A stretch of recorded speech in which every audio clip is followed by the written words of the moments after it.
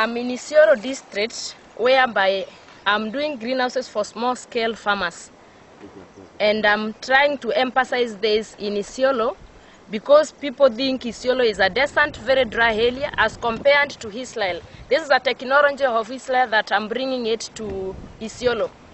Because in Israel, you know, it's very hot, they produce a lot of food, and they, in a very small area, 240 square meter or 120 square meter, you are able to get food to feed the people in Isiolo. So I'm encouraging the farmers within Isiolo area to increase and do greenhouses so that they can use very minimal water by use of drip lines, because there is no water in Isiolo, and this is a place whereby people can produce, feed the whole Kenya. But I'm telling them this to encourage the use of tunnel greenhouses. There is too much heat, so the temperatures inside there controlled can be able to give the farmers more output.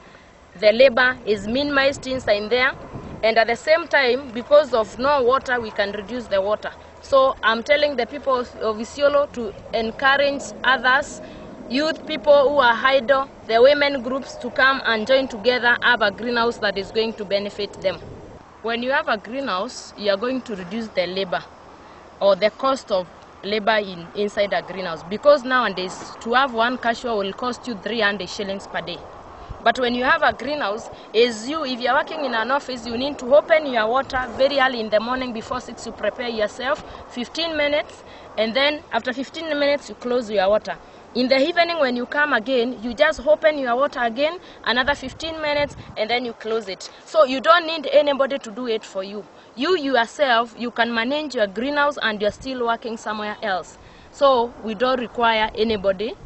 You don't have to incur that cost and saying, like you go lunch farming whereby you have to farm the whole day. You can organize your greenhouse when you're working, and still you have a greenhouse that can give you output and help to feed the country at the same time. Greenhouse, you don't require to go fully chemicals, because when you have a greenhouse, your crop is protected and is covered. So we have like insect netting on the side, we have the solar link, whereby inside there are no insects that are entering the greenhouse. There is no dust. We don't have bright. Even if it's there, is minimized. So we'll use minimal chemicals, whereby at times we don't have to incur that cost of buying chemicals, because we know so many farmers in the area doesn't have money. Because of that poverty now, having a greenhouse will enable you to harvest your crop freely with very little use of chemicals or no chemicals at all. You will always have quality produce because the crops are protected inside there.